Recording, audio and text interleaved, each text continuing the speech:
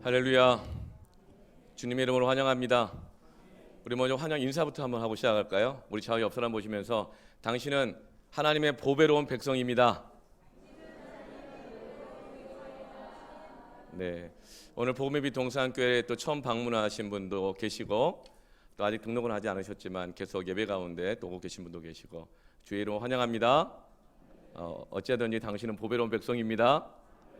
그리고 오늘 또 멀리 저기 인도네시아에서 우리 선교사님 가정이 또 예정이 없었지만 한국에 들어오셔서 또 중요한 일을 또 준비하고 계시는데 오늘 저희 교회 함께 인사로 왔습니다. 오랜만에 보는 거기 때문에 한번 일어나셔가지고요. 뒤에 한번 인사할 때 우리 한도고 나로이스 선교사님 그 아들 성원이 딸 라입니다. 박수로 환영합니다. 네. 이후에 설교 후에 광고 시간에 잠깐 기도 제목 함께 나누고 동정을 함께 나누는 시간 갖도록 하겠고요. 또 예배 후에 또 그냥 보내드릴 수 없고 또 식사 대접 잘 하고 또 우리가 보내드리도록 하겠습니다. 네, 함께 말씀 읽겠습니다. 신명기 26장 1절부터 19절까지 말씀인데 우리 읽기는 16절부터 19절까지 함께 읽겠습니다. 신명기 26장 16절부터 19절까지 함께 읽습니다. 시작. 오늘 내 하나님 여호와께서 이 규례와 법도를 행하라고 내게 명령하시나니 그런즉 너는 마음을 다하고 뜻을 다하여 지켜 행하라. 내가 오늘 여호와를 내 하나님으로 인정하고 또 그 도를 행하고 그의 규례와 명령과 법들을 지키며 그의 소리를 들으리라 확언하였고 여호와께서도 내게 말씀하시는 대로 오늘 너를 그의 보배로운 백성이 되게 하시고 그의 모든 명령을 지키라 확언하셨느니라. 그런즉 여호와께서 너를 그 지으신 모든 민족 위에 뛰어나게 하사 찬송과 명예와 영광을 삼으시고 그가 말씀하신 대로 너를 내 하나님 여호와의 성민이 되게 하시리라. 아멘. 하나님께서 오늘 너무나 귀한 말씀을 주시는데 상황과 여건에 따라서 듣기가 좀 불편한 말씀일 수도 있습니다. 형편이 좋으면 오늘 이 말씀이 그렇게 부담이 안 다가올 수도 있지만 형편과 상황이 어렵거나 또 내 마음이 막 식어져 있거나 이러면 이 말씀이 어려운 말씀으로 다가올 수도 있는데 그것은 바로 헌금에 대한 말씀입니다. 하나님 오늘 말씀하십니다.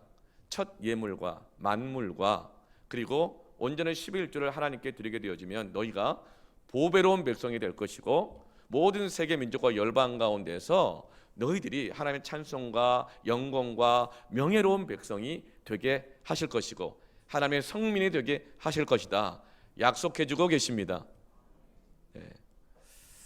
어찌 보면 이 헌금을 얘기하고 11조를 얘기하는 것은 기복신앙이 저런 것처럼 보입니다. 그래서 저희는 교회 개척한 이후로 지금까지 8년 동안 헌금에 대한 설교가 그날 성경 본문이 말하지 않는 이상은 따로 막 날을 정해가지고 의도적으로 뭐 11조에 대해서 헌금에 대해서 이렇게 말한 적이 없습니다.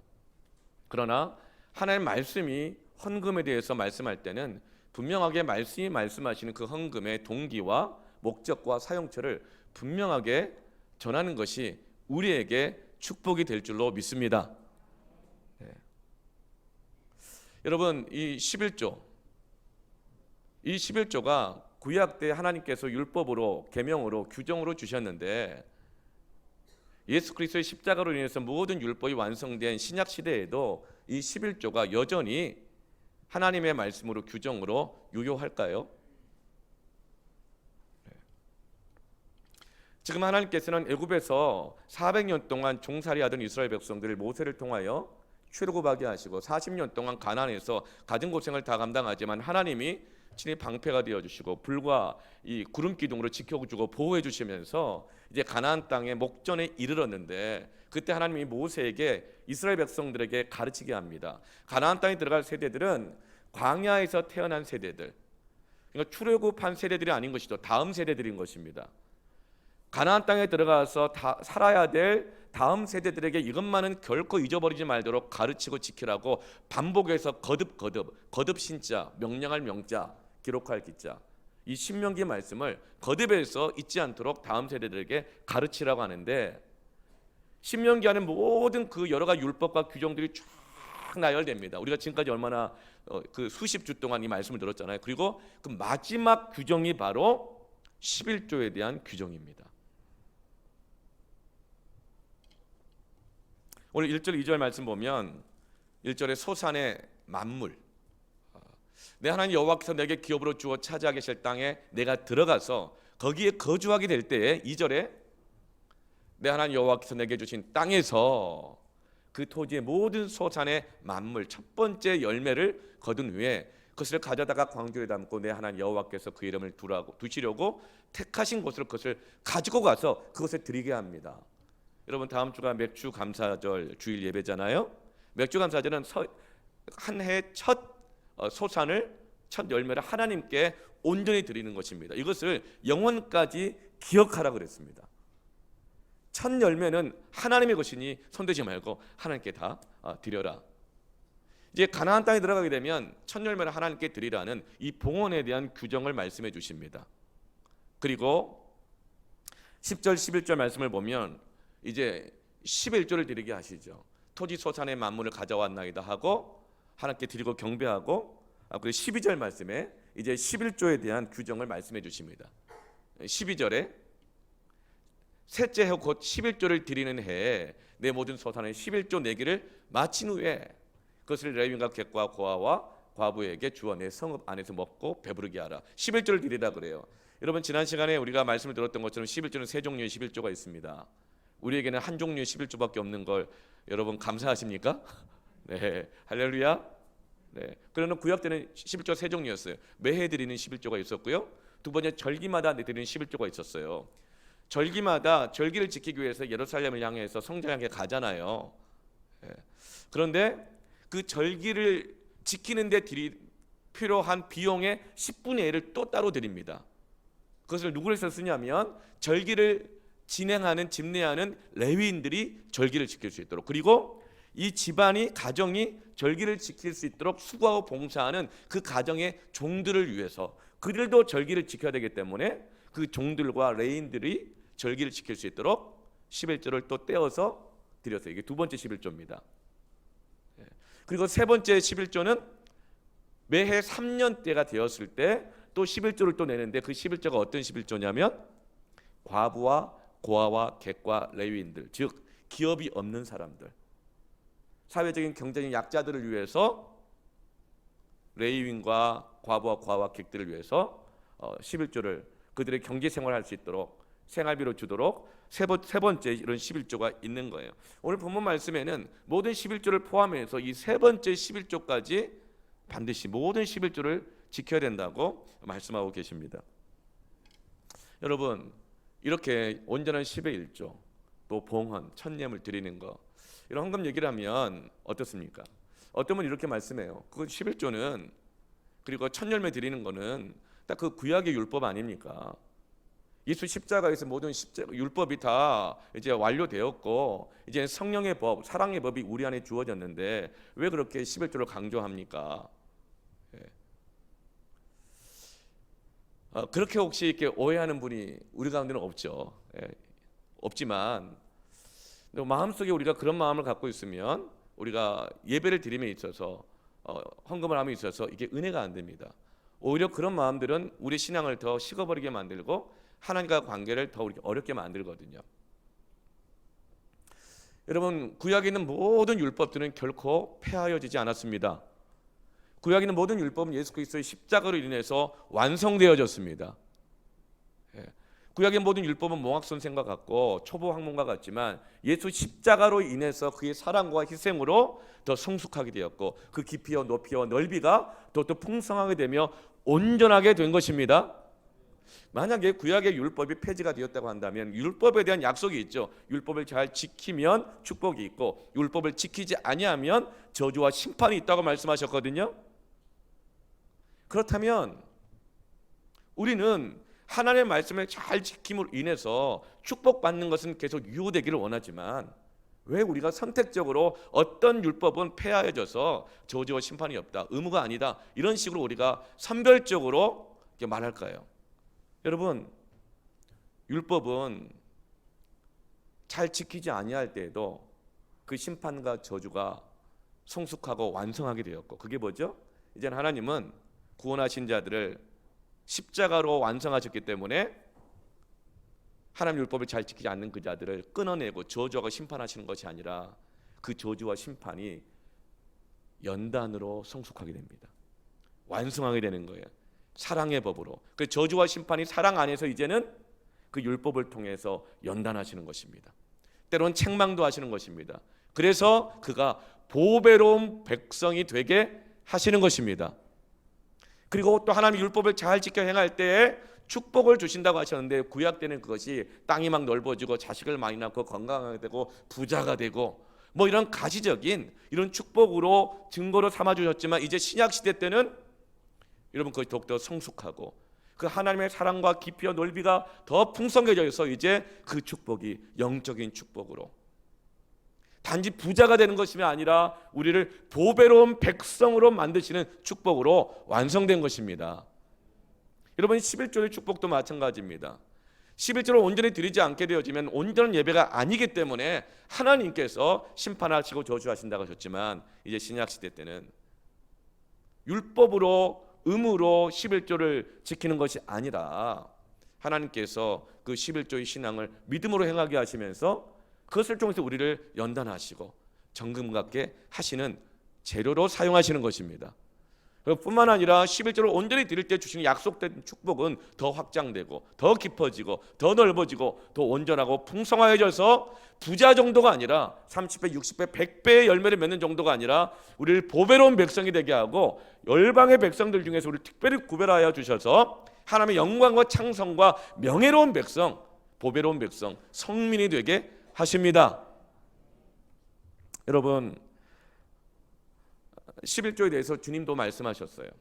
여러분 주님이 말씀하셨으면 그대로 해야 되겠죠? 마태복음 23장 23절 말씀 보면 화 있을진저 외식하는 서기관들과 바리새인들이요. 이 서기관들과 바리새인들은 누구냐면 레위인들은 아니죠. 이들은 이 11조를 받는 사람이 아니라 11조를 내는 사람들입니다. 근데 그들이 너희가 박하와 회향과 근체의 11조는 드리되 율법에 더 중한 바 정의와 긍휼과 믿음은 버렸도다.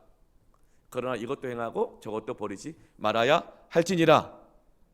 여러분 서기관들과 바리새인들은 11조를 내는 사람들입니다. 누구보다도 말씀을 잘 알고 있고 받아 적고 있고 다 외우고 있고 해석하고 있고 가르치고 있는 자들이 바리새인들과 서기관들입니다. 그런데 그들이 하나님의 율법을 잘 지키기 위해서 박하와 회향과 근체의 11조까지 냈다는 거예요. 원래 율법과 규정에 의하면 박하와 회향과 근체는 11조를 꼭 내라고 규정되어 있지 않아요. 이 중에 세 번째 근체는 이 세 종류가 전부 다 뭐냐면 향신료들입니다. 이파리들이라든가 어떤 이 향신료들인데 그걸 가루로 만들어서 하는 것이기 때문에 이것이 과연 땅에 나와서 소산이냐 곡식이냐 열매냐 분명하지 않기 때문에 11조 규정이 딱 정해져 있지 않아요. 근데 근체는 미시나에 의하면 근체는 채소의 씨앗이거든요. 그래서 이것도 땅의 소산의 열매라고 생각해서 심지어는 근체의 11조까지 냈던 사람들이 바로, 그러면서 근체만 낼 바에는 같은 향신료니 박하와 회향의 11조까지 내서 이 11조를 온전히 지키자 했던 이들이 말씀을 잘 알고 있었던 서기관들과 바리새인들입니다. 그런데 주님이 이를 11조를 철저하게 필요 이상으로 잘 내고 있는 서기관과 바리새인들을 화 있을진저 외식하고 있다고 책망하셔요. 왜요? 율법에 더 중한 바 정의와 긍휼과 믿음은 버렸다는 거예요. 여러분 이거 무슨 뜻일까요? 11조의 사용 목적이 무엇입니까? 정의를 행하는 것입니다. 기업이 없는 자들, 제사장, 레위인들, 과부와 고아들은 기업이 없습니다. 그런데 기업을 받은 12지파들이 11조를 내서 과부와 고아와 객과 제사장과 레위인들을 살아가도록 하게 하는 것이 바로 정의인 것입니다. 그리고 긍휼은 무엇입니까? 남편이 죽고 아들이 없어서 과부가 된 사람, 부모를 잃어버리고 아무도 책임져주는 집안이 나타나지 않으니까 그 규정들을 다 무시해버리고 나몰라라니까 고아가 생긴 거예요. 그래서 그들을 위해서 10의 1조를, 특히 세 번째의 10의 1조를 내서 과부와 고아들을 돌보게 하는 그 긍휼, 이와 같은 이 10의 1조는 무엇을 하는 거죠? 믿음으로 하는 거예요. 이것이 더 중요한데 11조는 철저히 내면서 그 11조를 내는 목적, 사용처는 니들 마음대로 하고 있다는 거예요. 그를 버렸다는 것입니다. 여러분, 11조는 율법으로 지키는 게 아닙니다. 11조는 율법의 의무 조항이 아닙니다. 11조는 믿음으로 하는 것입니다. 11조는 정의와 긍휼을 행하기 위해서 하는 것입니다. 근데 주님이 말씀하시는 거예요. 그러나 이것도 행하고 저것도 버리지 말아야 할지니라. 신약 시대를 살아간 지금 우리는 예수님의 말씀대로 완성된 11조의 규정대로 정의와 긍휼과 믿음을 행하면서 11조를 드리는 것입니다. 내가 선별적으로 11조를 해도 돼, 안 해도 돼, 이 헌금을 해도 돼, 안 해도 돼, 11조 여기 조금, 여기 조금, 저기 조금, 내가 마치 하나님인 양 그것을 이렇게 나누고 저렇게 나누고 사용 용도와 목적을 내가 정하고 11조인지 구제헌금인지 11조인지 성경헌금인지 11조인지 뭐 이렇게 뭔지 구별이 안 되는 것. 여러분, 이것은 온전한 11조가 아닌 거예요.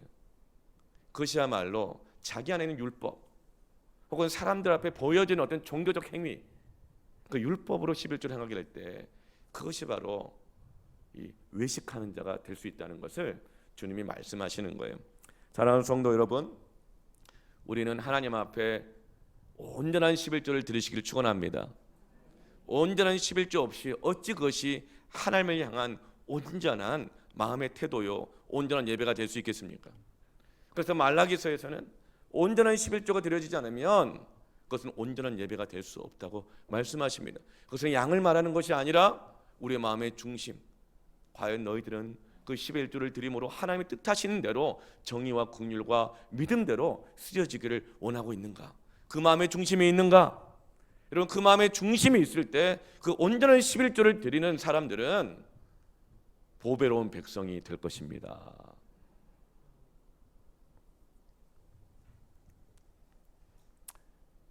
이 11조는 첫 번째로 따라하십시다. 질적인 변화를 일으킨다. 여러분, 12조 말씀에 보면 11조의 본질이 뭐냐면 셋째 해 곧 11조를 드리는 해에 11조는 뭐예요? 드리는 것입니다. 내 손에서 떠나게 한다는 거예요. 이 11조는 하나님께 다 맡긴다는 거예요. 드렸으면 내가 더 이상 관여하지 않고 건드리지 않는다는 것입니다. 원래 하나님이 11조를 사용하도록 쓰여지는 목적대로 쓰여지게 할 것이고 거기에 전혀 관여하지 않는 것이 11조에 드리는 것이죠. 이 11조를 드리게 되어지면 보배로운 백성이 되게 하시고 모든 민족 위에 뛰어나게 하사 찬송과 명예와 영광을 삼으시고 여호와의 성민 되게 하신다 그랬어요. 이것이 바로 온전한 11조를 드리는 자가 받는 축복입니다.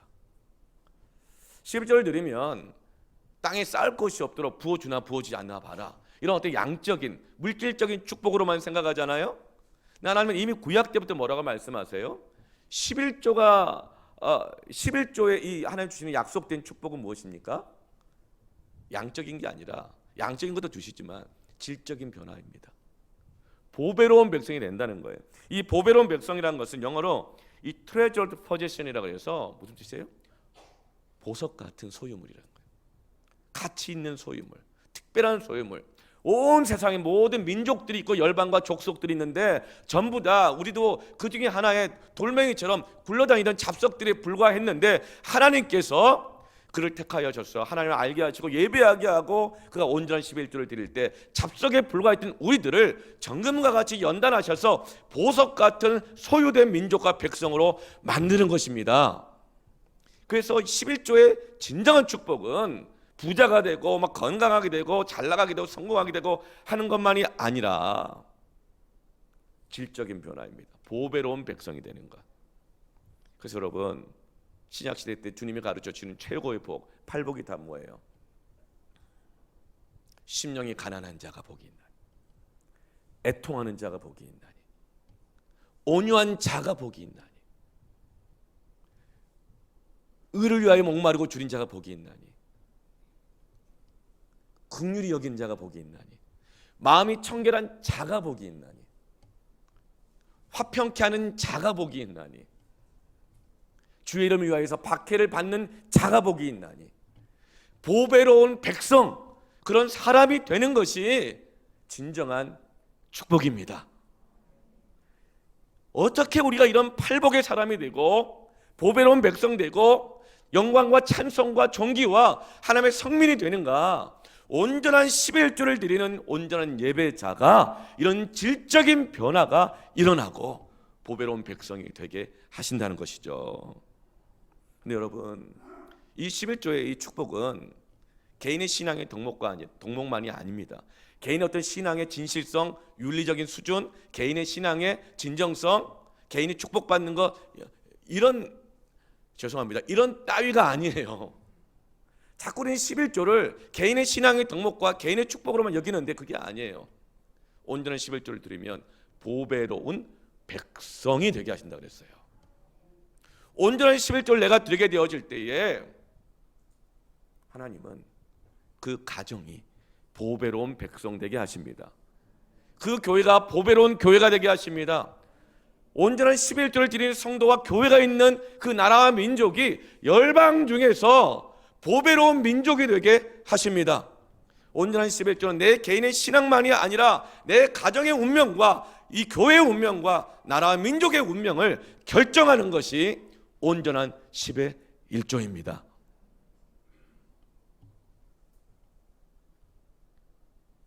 여러분, 11조의 시작은 창세기 때부터 시작돼요.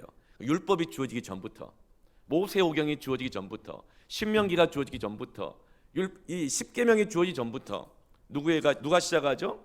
창세기 아브라함이, 창세기 15장 보면 아브라함이 롯을 구해옵니다. 돈 좀 벌겠다고 그냥 삼촌 배신하고 떠나버렸잖아요. 그러다 돈 좀 벌었어요. 그런데 가나안의 문화에 심취해가지고 점점 소돔과 가까워져요. 예배와 멀어져요. 그러면서 가나안에 전쟁이 일어났어요. 그 전쟁이 왜 일어날까요? 하나님이 롯의 집안을 구원하시기 위해 하신 하나님의 연단의 계획이십니다. 그리고 이 과정을 통해서 아브라함의 신앙을 열국의 아비로 만들기 위해 하시는 연단의 또 과정이었죠. 전쟁이 일어나면서 롯이 모든 재산 다 잃어버리고 집안 식구 전부 다 가나안의 왕에게 포로로 잡혀가 버렸어요. 그 소식을 듣고 아브라함이 어떻게 합니까? 목숨 걸고 그의 하인 300명을 데리고 와서 전쟁통에 뛰어들어가 가지고 롯의 가족들을 다 구출해 옵니다. 그리고 전쟁에서 이기면서 많은 전리품을 얻어와요. 그러다가 길에서 누굴 만나요? 멜기세덱의 반차를 따르는 이 여호와의 큰 제사장을 만나잖아요. 그가 누구예요? 히브리서에 말씀하고 있는 대제사장이신 예수 그리스도의 구약에 현인하신 예수 그리스도를 상징하기도 합니다. 근데 누군지 알지를 못해요. 아브라함이 당시에는.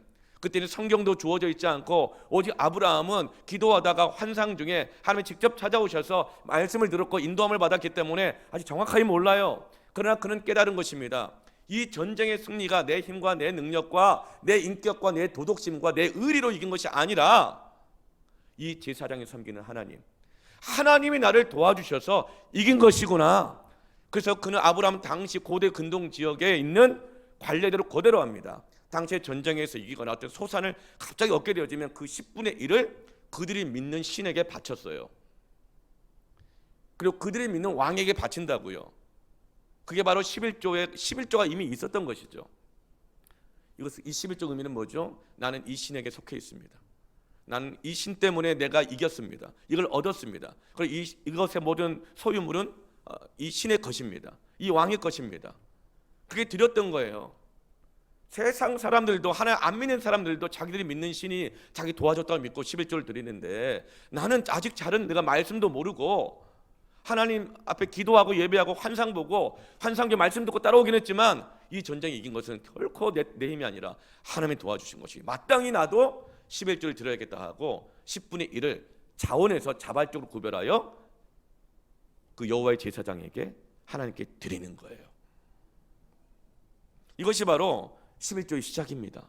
11조는 율법으로 시작된 것도 아니고 의무로 시작된 것도 아니고 하나님에 대한 믿음과 감사함과 자원함으로 시작된 거예요. 그런데 이 11조를 드리고 난 다음에 하나님이 아브라함에게 최초의 언약을 주시는데 그게 바로 방패 언약이에요. 어떤 언약을 주시는가? 창세기 15장 1절에 이후에 11조를 드린 후에입니다. 여호와의 말씀이 환상 중에 아브라함에게 임하여 이르시되 아브라함아 두려워하지 말라 나는 내 방패요 너의 지극히 큰 상급이니라. 하나님 왜 이렇게 약속하시고 방패 약속을 왜 해주실까요? 아브라함이 두려워하고 있다는 거예요. 아브라함이 왜 두려워해야 될까요? 전쟁에서 이겼는데, 전리품을 얻어서 10분의 1을 드렸어도 10분의 9 재산도 늘어났는데, 연봉도 늘어나고 월급도 늘어나고 이 어려운 중에 사업도 돼가지고 우리 재산이 증식됐는데 뭘 두려워해요? 적군을 다 이겼는데 경쟁자도 없는데 뭘 두려워해요? 근데 하나님은 아브라함 안에 있는 두려움을 보셨어요. 그 두려움이 뭔가? 창세기 15장 2절에 아브라함이 이르되 주 여호와여 무엇을 내게 주시려 하나이까? 주님, 나 돈 있을 만큼 있습니다. 그렇지만 나는 자식이 없습니다. 나는 벌 만큼 벌었고 전리품도 얻었고 남들 다 문 닫고 폐업하고 하는 상황에도 웬줄로 나는 이렇게 집도 장만하고 연끌을 했든 뭐 했든 집도 장만하고 월급도 늘고 연봉도 늘고 장사가 되네요. 먹고 살아가고 있네요. 여호와여 나에게 무엇을 주시려 하나이까? 그럼에도 불구하고 내 안에 있는 답답함과 두려움은 해결되지 않습니다. 왜냐하면 나는 자식이 없기 때문입니다. 재산이 늘어나면 뭐합니까? 자식이 없는데. 내가 11조를 드렸습니다. 그런데 자식이 없는데. 내가 지금 예배를 드리고 있고 11조를 드리고 있고 재산도 늘어가고요, 복도 받고 있지만 내 자녀에게 신앙이 전수되지 않는다면, 믿음의 영적 후사가 없다면, 여러분 그것 때문에 두려워하는 성도들이 한둘이 아니세요. 우리 교회 안에 11조가, 예배가, 이 믿음이 나에게서 끝나버리면 어떻게 되나? 정말 믿음의 부모들은 이 두려움을 가지고 있는 거예요. 그때 하나님이 약속해 주십니다. 온전한 11조를 드리는 아브라함아, 걱정하지 마. 내가 너에게 방패가 되어줄 거야. 그러면서 창세기 15장 5절에 이 약속을 하십니다. 그를 이끌고 밖으로 나가 이르시되 하늘을 우러러 무별을 셀 수 있나 보라. 또 그에게 이르시되 내 자손이 이와 같으리라. 너 후손이 없지. 그러나 너를 통해서, 온전한 11조를 드리는 너를 통해서 네가 많은 자손을 낳기까지, 너의 믿음이, 네가 믿음의 조상이 되어서 믿음의 후손들이 계속 이어질 때까지 내가 너에게 방패가 되어 줄 거야. 가나안 전쟁, 어떤 전쟁, 코로나, 뭐가 오든지 간에 온전한 11조를 드리는 너의 신앙을, 네가 받을 축복을 내가 방패가 되어서 보호해 줄 거야. 너의 믿음이 전수가 될 거야. 너의 보배로운 백성이 나오게 될 것이다. 이 방패 언약을 해주고 계시는 것은 바로 아브라함의 자원하여 드렸던 11조의 신앙이었던 것입니다. 여러분, 아브라함은 율법으로 지킨 게 아니에요. 11조 안 내면 저주받는다 아니에요. 하나님 향한 믿음과 하나님에 대한 감사와 사랑의 열정으로 드린 것입니다. 하나님 그 마음을 보시고 아시고 그 중심을 보시고 방패가 되어주기를 약속하시고 믿음이 전수될 것이다. 영적인 대가 끊어지지 않을 것이다. 너를 모든 믿음의 조상으로 삼아 줄 것이다. 이런 질적인 변화를 일으키는 것입니다. 이 방패 언약을 하시고 난 다음에 하나님은 아브라함에게 이제 짐승을 잡아서 제사를 드리게 해요. 당시의 제사라고는 뭐냐면 하나님과의 언약 체결식입니다. 그리고 제물은 뭐죠? 언약 체결의 보증 담보물 같은 거예요. 그래서 제단을 쌓고 보증 담보물로 짐승을 잡아 제물을 올려놓으면 하늘에서 불이 떨어져서 불의 인도장, 불도장, 사인, 하나님의 사인이 딱 체결되면서 하나님과 약속이 체결되는 것이죠. 그래서 하나님이 이제 이 방패 언약을 주시고 보배로운 백성 되게 하시기 위해서 언약을 맺도록 예배를 드리게 하고 제물을 잡아서 짐승을 그 예배 가운데 올려드리게 합니다. 그런데 갑자기 솔개가 날아와서 이 제물 위에 덮치는 거예요. 이 제물을 솔개가 날카로운 발톱으로 딱 잡고 제물을 빼앗아가려고 하는 거예요. 여러분, 제물 빼앗아가면 어떻게 될까요? 이 계약은 파토거든요. 예배를 잃어버리는 것입니다. 여러분, 마귀는요, 우리를 예배를 빼앗아가기 전에 뭐부터 빼앗아가려고 할까요? 소유물, 예민에 대한 소유권, 헌금에 대한 내 판단, 생각들, 그걸 통해서 하나님 앞에 드리기를 원하는 예물을 먼저 빼앗아가고자 합니다. 사람 이해관계, 이익, 손해, 여기 딱 이게 붙잡히게 되면요, 마귀가 그걸 채가게 되면 예배까지도 잃어버릴 수 있어요. 그래서 지금 아브라함은 하나님이 약속하신 그 엄청난 축복, 방패 언약을 체결하기 위해서 사력을 다해서 설계가 하나님께 드릴 예물을 빼앗아가지 못하도록 막 설계와 싸웁니다. 쫓고 싸우며 예배를 막 지켜내려고 합니다. 그런데 설계가 결코 안 떠나가고 아침부터 저녁까지 계속 예물을 빼앗아가고 예배를 없애려고 그러는 거예요. 아브라함이 재물을 지키고 예배를 지키려다 너무 지쳐가지고 밤중에 이제 기진해서 탈진해서 쓰러져 버렸어요. 그럼 우리가 지난 2년 반 동안 코로나 시즌 때 하나님 앞에 우리가 드려야 될 헌신과 예물을 지키고 예배를 지키기 위해서 얼마나 수고하고 했었습니까? 탈진하고 쓰러져 버렸어요. 그때 아브라함에게 흑암과 큰 두려움이 임하게 됩니다. 어떤 두려움일까요? 그것은 내가 하나님께 드릴 예물을 지키지 못할 것에 대한, 예배를 잃어버릴 것에 대한 영적 어두움과 두려움이 찾아온 거예요. 왜요? 하나님 떠나면 나는 아무것도 아니거든. 하나님 떠나면 아무것도 아니거든. 하나님이 나를 붙잡아 주지 않으시면 나는 아무것도 아니거든. 전쟁에 이긴들 뭐하고 전리품을 얻은들 뭐합니까? 바람에 나는 겨처럼 훅 하면 불면 쉽게 날아버려갈 수 있는 것들인데 그 흑암과 큰 두려움이 임합니다. 그때 하나님께서 아브라함에게 다시금 찾아오셔서 말씀하십니다.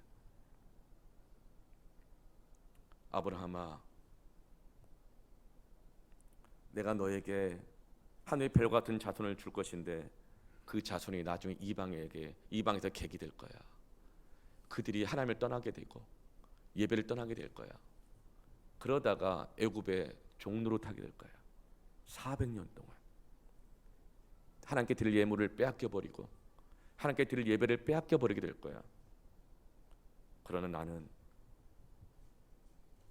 그 백성들이 다시금 하나님을 예배하도록 하기 위해서 큰 재물을 가지고 애굽에서 출애굽하게 할 것이다. 그때까지 방패가 되어줄 거야. 그리고 내 백성은 다시금 나를 예배하는 백성이 되게 할 것이다. 그리고 그 증거로, 그 사인으로 창세기 15장 18절에 해가 져서 어두울 때 연기 나는 화로가 보이며 타는 볼 것이 쪼갠 고기 사이로 지나가더라. 하나님의 성령의 불도장, 하나님의 사인이 새겨지게 되는 것입니다. 어떤 자에게 이 방패의 언약과 횃불 언약이 이루어집니까? 온전한 10의 1조를 하나님께 드리는 백성은 400년간 주님은 떠나고 종로로 탄다 할지라도 내가 방패가 되어서 결국에는 보배로운 백성이 되게 할 것이고 세계 모든 민족 가운데서 찬송과 영광과 명예로운 백성이 하나님의 성민이 되게 할 것이다. 이 놀라운 질적인 변화를 일으키시는 것, 그것이 바로 온전한 10의 1조입니다.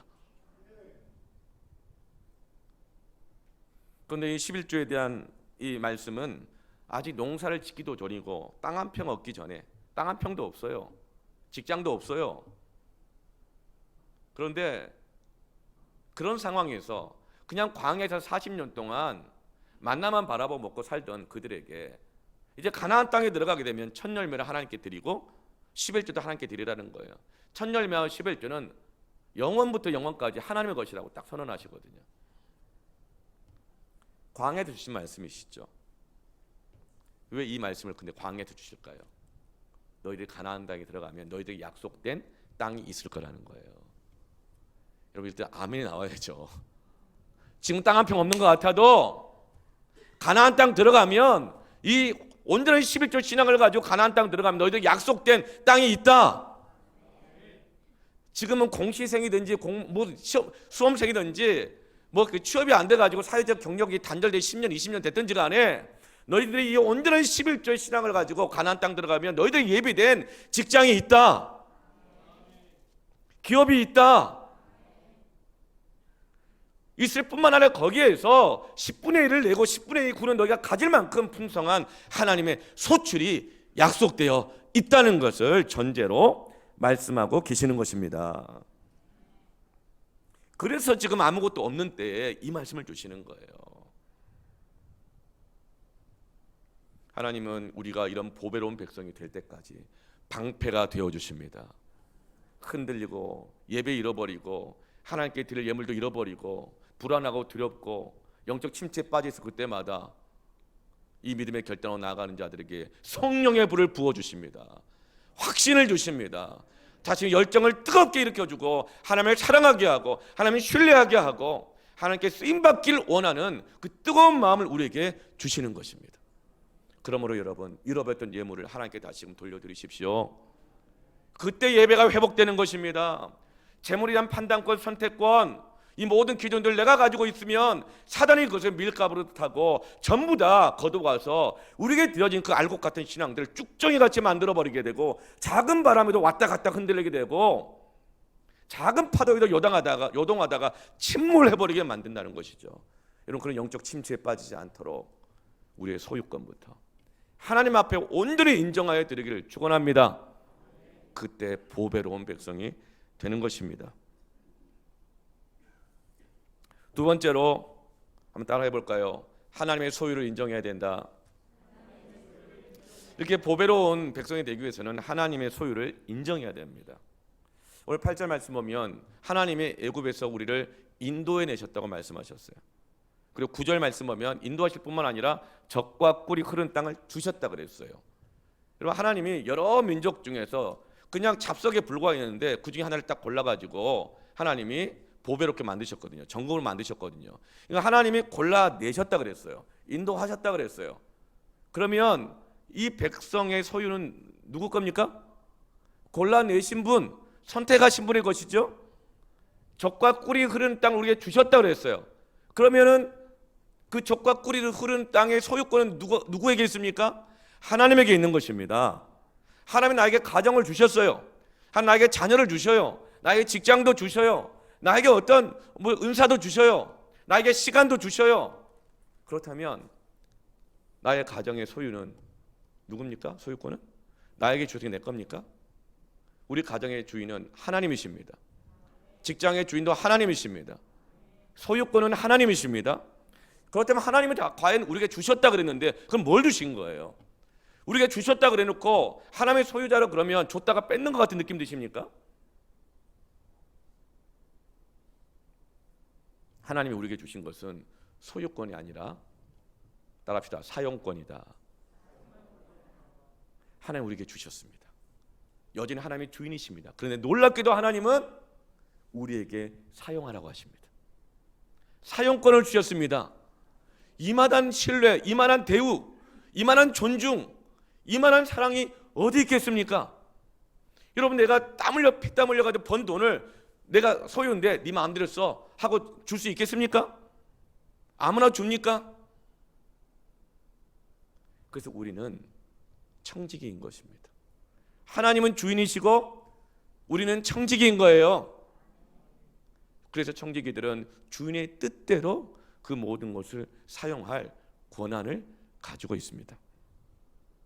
하나님이 우리에게 주신 것은 소유권이 아니라 사용권을 주신 것입니다. 근데 마귀가 자꾸 속이는 건 뭐예요? 소유하라는 거예요. 소유권을 주장하라는 거예요. 그것이 바로 에덴 동산에 일어났던 최초의 마귀의 시험이었고 걸려 넘어진 것이 바로 이 소유권 문제였어요. 에덴 동산을 만드시고 마음껏 먹고 즐기고 누리고 관리하고 경작하고 사용해라. 그러나 선악과만 따먹지 말고. 왜? 이 에덴 동산의 주인은 하나님이신 것을 인정해야 되기 때문에. 근데 마귀가 와서 뭐라고 그러는 거예요? 하나님처럼 될까 봐 그런 거야. 그러니까 네가 선악과 따먹고 네가 이 에덴 동산의 소유권자라는 걸 선포해. 그래서 보기에도 좋고 먹은 짓도 하고 네 생각 따라서 선택하고 소유하라. 이게 마귀의 시험이었던 것이죠.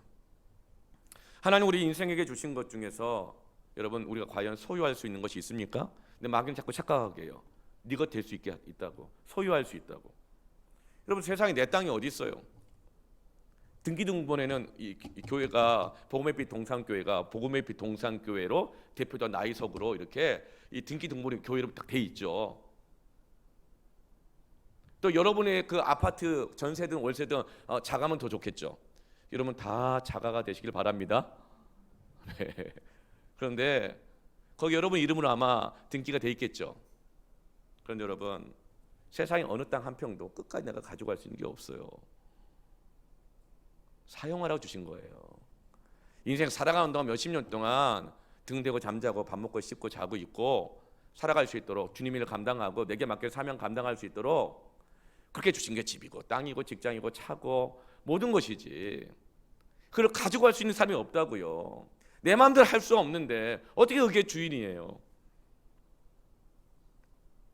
그런데 그것을 사용하라고 주셨는데 사용하지 않고 자꾸 소유권만 주장하게 되면 그 물질이 썩습니다.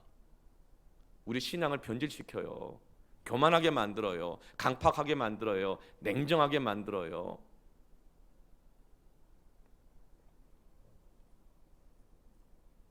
그래서 서기관과 바리새인들 하나님 앞에 주님께 책망받은 거예요. 화 있을진저 외식하는 자들아, 너희들 그렇게 너희들이 가지고 있는 기준을 가지고 심지어는 회양과 박하와 근처의 11조까지 내면서 원래 11조가 쓰여져야 되는 그 목적대로 사랑과 정의와 긍휼은 믿음은 버렸도다. 여러분 우리는 소유권자가 아니라 사용권자입니다. 잘 사용해야 되는 것입니다. 그런데 어린아이들일수록 어때요? 내꺼 그래요. 어린아이일수록 내꺼야 내꺼 소유권을 되게 주장해요. 여러분 애들이 내꺼 하면 그 부모는 이뻐 보이지 남은 다 얄미워 보여요. 신앙생활 하는데 자꾸 뭐 내꺼 이렇게 써야 되고 저렇게 써야 되고. 여러분 그럴 때 여러분 그것은 정말 어린아이 같은 신앙인 것입니다. 성숙은 소유권에 있지 않고 사용을 잘함에 있는 것입니다. 11조를 왜 드려요? 하나님이 뜻하신 11조의 목적대로 성전을 지키고 세우고 제사장과 레위인과 기업이 없는 고아와 가부와 객들을 돌보고 살리는 정의와 긍휼을 행하도록 하기 위해서 사용하도록 주신 것이잖아요. 근데 자꾸만 이 11조에 대해서 물질에 대해서 소유권을 자기가 주장하면 그 사용처마저도 헷갈리고 혼탁하게 되고 설계가 낚아채간되니까요. 그 나중에 예배도 은혜가 없어요. 주님은 말씀하시잖아요. 물질과 하나님을 겸하여 섬길 수가 없느니라. 11조는 모든 물질의 소유권은 하나님의 것이라고 선언하는 것입니다. 거기에 복종하고 고백할 때에 보배로운 백성이 된다고 말씀하고 계십니다. 우리의 신앙이 다시 뜨거워지고 회복되게 된다는 것입니다. 여러분 11조는요 적은 것을 드리고 하나님으로부터 많은 것을 받는 것이죠. 10분의 1을 하나님께 드렸어요. 그럼 나머지 10분의 9는 다 내 소유입니까? 아니에요. 그 10분의 9도 하나님의 것인데 하나님이 그 11조는요 영적인 원리는 대표성을 가지고 있어요. 네가 예수 그리스도를 믿으면 너와 내 집이 구원을 받을 것이다. 하나님 은혜는 대표성입니다. 율법은 개별성이에요. 그래 각 사람이 죄를 범하면 그 각 사람이 행한 대로 심판을 받고 연단을 받는 것이죠. 근데 은혜는 뭐예요? 한 사람이 순종하여 모든 사람이 구원을 얻는 것입니다. 한 사람이 믿어서 온 집안이 구원을 얻는 것입니다. 10분의 1 드렸는데 나머지 10분의 9가 축복을 받게 되는 것입니다. 여러분 그래서 은혜는 대표적인 거예요. 그래서 하나님 앞에서 우리가 막 불공평하다 이렇게 말할 자격이 없다는 거예요. 공정만 따지고 철저한 기준만 따진 것은 우리 율법입니다. 10분의 1 하나님의 것인 걸 인정함으로 대표해서 딱 드리는 거면 하나님이 나머지 10분의 9도 네가 하나님의 것을 인정한 줄 알고 10분의 9는 너 마음껏 사용해라. 할렐루야. 그러니까 여러분 첫 예물과 11조는 절대 손대지 말고 하나님 앞에 감사와 믿음을 온전히 드리십시오. 그리고 나머지 10분의 9는 감사함으로 마음껏 사용하십시오. 거기서 건축을 헌금을 하든 선교헌금을 하든 구제헌금을 하든 누굴 도와주든 간에 아니면 그걸 가지고 내가 쉬러 가든가 휴가를 가든가 차를 사든가 집을 사든가 뭐 투자를 하든가 마음껏 하십시오. 그러나 먹든지 마시든지 무엇을 하든지 하나님의 영광을 가리지 않는 선 안에서 하시기를 축원합니다. 이것이 바로 하나님이 우리에게 사용권을 주시고자 마지막 그 안전장치로 11조를 우리에게 구별하여 드리라고 하시는 것입니다. 11조는 모든 소유권 하나님께 있다.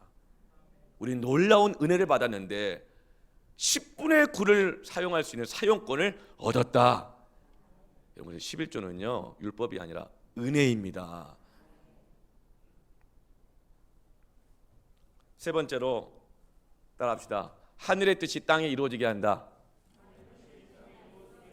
11조는 하늘의 뜻이 땅에 이루어지게 하는 것입니다. 13절 말씀에 그리할 때에 11조를 온전히 드렸을 때에 내 하나님 여호와 앞에 아뢰기를, 온전한 11조를 드렸죠? 그럼 이제 여호와 앞에서 기도하라는 거예요. 아뢰기를.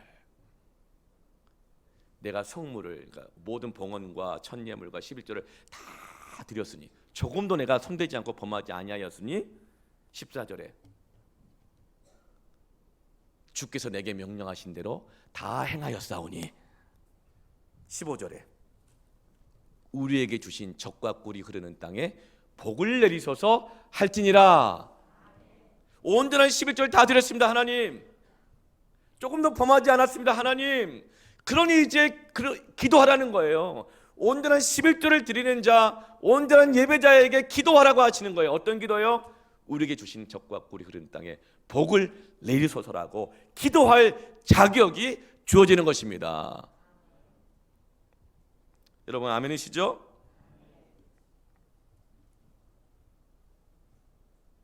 그러면서 그 젖과 꿀이 흐르는 땅에 복을 내리셨는데 그 복이 어떤 복이에요? 부자가 되리라. 좋죠. 근데 여러분 부자가 된다는 것만 할 때만 이렇게 막 너무 아멘하면 너무 유치한 거 아니겠어요? 그렇죠? 예. 왜 자꾸 소유의 복으로만 생각하니까. 근데 하나님이 이미 이때부터 어떤 복을 주셔요? 젖과 꿀이 흐르는 땅에 받는 복이 18절 보배로운 백성이 되게 하시고, 19절에 그런지 여호와께 너를 그 지으신 모든 민족에 뛰어나게 하사 찬송과 명예와 영광을 삼으시고 여호와의 성민이 되게 하시리라. 팔복의 말씀이 그대로 있어요.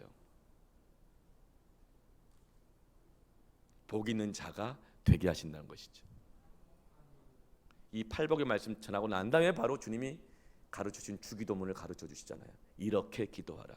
이방인처럼 무엇을 먹을까 마실까 입을까 염려하며 자기 욕구에 따라 자기 필요에 따라 자기 일신에 매여가지고 그것만 구하는 어린아이 신앙으로 살아가다 보면 그것은 이방인의 기도와 똑같다. 천지 신명한테 구하는 것과 똑같다. 뿐만 아니라 말을 많이 하고 사람들 앞에 그럴싸하게 보이는 기도를 하게 된다는 것은 종교인의 기도, 사두개인과 바리새인들과 같은 외식하는 자의 기도와 예배와 다를 바가 없다. 그러나 이렇게 기도하라. 너희는 먼저 그의 나라와 의를 구하여라. 그리하면 이 모든 것을 너에게 더하여 주시리라. 하늘에 계신 우리 아버지여, 이름이 거룩히 여김을 받으시오며, 그리고 그 주기도문의 결과가 뭐예요? 하늘의 뜻이 땅에 이루어지이다.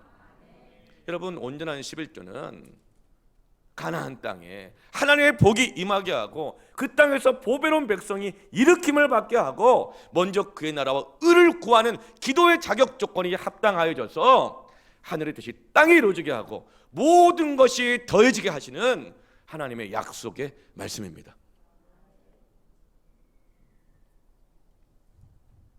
특히 보배로운 백성 되게 하고 모든 민족에 뛰어나게 하신다 그랬잖아요. 여러분, 오늘날 대한민국 어떤 대한민국입니까? 그 얼마 전에 있었던 6.25 이 휴전 70주년 한국 전쟁 이후로 그 전쟁의 폐허였던 이 한국이 지금은 어때요? K-팝, 우리가 그렇게 선망의 대상으로 봤던 헐리우드 배우들이 K-팝의 BTS랑 사진 찍어보려고 막 난리예요. 지금은 우리 BTS와 K-팝 가수들이 뭐 핑크는 너무 옛날이다. H2O까지 나올 뻔했어요. 뭐 조용필 뭐 그런 세대. 지금 여러분 K-팝 가수들이 어때요? 미국 사람들, 유럽 사람들, 뭐 동남아시아 사람들은 뭐 말할 것도 없고 그들의 헐리우드 배우 스타들이에요. 모든 민족에 뛰어나게 됐어요. 베니스 영화제, 뭐 그리고 아카데미 영화제, 칸 영화제, K-무비가 석권하고 있고 넷플릭스에서 한국 드라마가 완전히 석권하고 있어요. 그것만입니까? 요즘은 세계 3대 피아노 콩쿨 대회, 뭐 차이코프스키 콩쿨 대회, 그리고 이번에 그 누구죠? 이민택인가? 임찬영? 모르겠어요. 뭐 예수님 12제자도 아닌데 제가 여러분 어떻게 그런 일이 일어날 수가 있어요? 모든 민족이 뛰어나게 하잖아요. 지금 세계 피아노 콩쿨 대회, 뭐 바이올린 콩쿨 대회, 성악 콩쿨 대회, 한국 사람이 다 힘쓰고 있어요. 세계 7번째 우주 발사체를 날리고 있고, 세계 4번째로 초음속 전투기를 지금 곧 날리기 막 직전이고, K 스마트팜으로 제3세계와 어려운 나라들을 막 살려내고 있고, 어떻게 이것이 가능할까요? 사회학자들, 경제학자들, 정치학자들이 많은 요인들을 이야기합니다. 그러면서 여러 가지 요인을 얘기를 하지만 마치 사도행전에 나왔던 에베소 교회, 에베소 지역의 엄청난 각성과 변화의 역사처럼 종교가 한국 근대화, 지금의 한국을 이룸에 있어서 영향을 발휘했다는 것을 부인할 수 없다고 말합니다. 여러분, 그렇다면 한국이 어떻게 그런 전쟁의 폐허 속에서 모든 민족 위에 뛰어난 민족과 영광과 찬송과 명예를 얻게 하셨을까요? 도대체 한국 이 민족 안에 무엇이 있었을까요? 여러분, 한국 교회는요, 세상 어느 민족 가운데 없는, 정말 듣기만 해도 부담스럽고 알았으면 시작도 안 했을 수도 있는, 한국에서 안 믿고 딴 나라에서 믿으면 참 좋겠다. 그게 뭐예요? 철저한 11조 신앙과 철저한 주일 성수 신앙 아니었습니까? 미싱을 돌려가며 밤잠을 못 자가면서 미싱 바늘 손이 찔려가면서도, 프레스기의 손가락이 잘려가면서도, 그렇게 돈을 벌어서 자기는 대학 못 가도 동생을, 오빠를 대학 보내가면서 했던 그런 공수기 공돌이들이 예수를 믿고 신앙생활하면서 그 졸린 잠을 싸워가면서 주일 성수하고, 토요일이면 다리미로 헌금을 다려가면서 하나님 앞에 온전한 11조를 정확하게 떼어드렸던 온전한 11조 신앙과, 한국 교회는 그런 온전한 주일 성수 신앙이 어느 민족 가운데 있겠습니까? 이것은 율법이 아니라 하나님이 이 민족 가운데 주시는 선물이요 은사인 것입니다. 근데 여러분, 만약에 11조를 드린 것, 주일 성수 온전하게 하는 것, 그래서 만약에 율법 때문에 하는 것이라고 그러고 그 복 좀 받아보려고 하는 것 아니냐고 말한다고 한다면, 그런 믿음의 선조들의 신앙을 모독하는 것입니다. 스스로 교만한 자의 자리에 처해 있는 것이요, 하나님을 경외하지 않음을 드러내고 있는 것이죠. 여러분, 하나님이 어떻게 이 민족을, 모든 민족에 뛰어나게 하셨습니까? 온전한 11조는 율법이 아닙니다. 하나님 향한 믿음입니다. 사랑입니다. 경외함입니다. 마음의 중심이십니다. 하나님은 그 백성을 방패가 되어주시고, 수많은 IMF다 뭐다 세계 수많은 어려움 속에서도 이 민족을 끝까지 지켜주셨고, 그 믿음의 중심 가운데 성령의 불을 내려주셔서 횃불로 약속해 주신 것입니다. 말라기 3장 10절에 만군의 여호와가 이루노라, 너희 온전한 11조를 창고에 들여 나의 집에 양식이 있게 하고 그것으로 나를 시험하여 내가 하늘문을 열고 너희에게 복을 쌓을 것이 없도록 붙지 아니하나 보라. 이 복은 땅에 기름진 모든 것을 포함하지만 질적인 변화, 하나님께 소유된 자들이 받을 진정한 복, 보배로운 백성이 되는 것입니다. 나 혼자 잘 먹고 잘 살고 11조 드리고 예배 생활하는 것이 아니라, 끝나는 것이 아니라 내 자녀들에게, 그 다음 세대들에게 보배로운 백성이 나오게 하는 것. 여러분, 이것이 온전한 11조의 축복입니다. 여러분, 온전한 11조를 위해서, 나를 위해서 11조는요 쓰는 것이 하나도 없어요. 이 11조는 전부 다 기업이 없는 자를 위해서만 쓰도록 되어 있어요. 제사장, 그러니까 세상 직업이 없는 사람들, 먹고 살 형편이 안 된 사람들, 제사장, 레위인, 그리고 또 누굽니까? 과부. 왜요? 과부 남편이 죽었어요. 아들도 없어요. 그러면 그 형제중 누가 받아들여서 아내 삼고 그 가족을 지켜줘야 되잖아요. 근데 모든 형제들이 그 의무를 져버렸어. 그러니까 과부가 된 거예요. 고아, 다른 집안 식구들 12지파가 챙겨야 되는데 안 챙기니까 고아가 돼버린 거예요. 그래서 기업이 없는 자들, 여러분, 제사장과 레위인도 고아와 과부와 같은 반열에 놓여져 있습니다.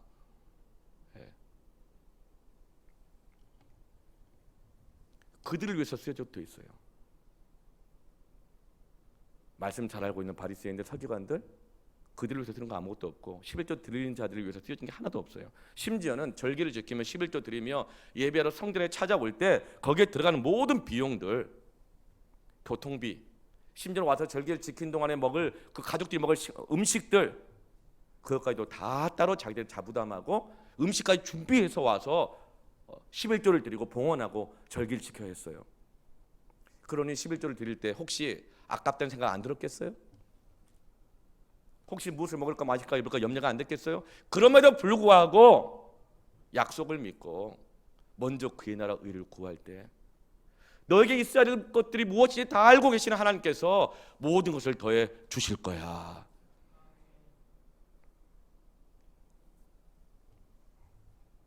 여러분, 온전한 11조를 드리는 자의 기도에는요, 모든 것이 더해지는 응답이 약속되어 있습니다. 하늘의 뜻이 땅에 이루어지게 하시는 약속이 있습니다. 그 최고의 응답이 뭘까요? 그것은 바로 창세기 15장 5절에 하나님이 아브라함에게 주신 약속입니다. 그를 이끌고 밖으로 나가 이르시되 하늘을 우러러 무뼈를 셀 수 있나 보라. 또 그에게 이르시되 내 자손이 이와 같으리라. 보배로운 백성이 되리라. 여러분, 다시 우리가 온전한 11조, 온전한 주일 성수 예배를 회복하여 이제 끈끈이 영적인 맥을 잇기를 축원합니다. 나까지는 잘 믿지만 내 자식들이 과연 교회 다닐까? 믿을까? 여러분, 누가 내 자식의 인생을, 신앙을 책임질 수 있겠습니까? 우리는 주님 말씀하신 대로 이것도 하고 저것도 하여야 하리라. 내게 주신 하나님의 말씀과 규정을 온전히 지켜드릴 때에 하나님께서 내 자녀들에게 신앙을 전수하게 하시고 잃어버린 많은 영혼들이 주께로 돌아오게 하실 것입니다.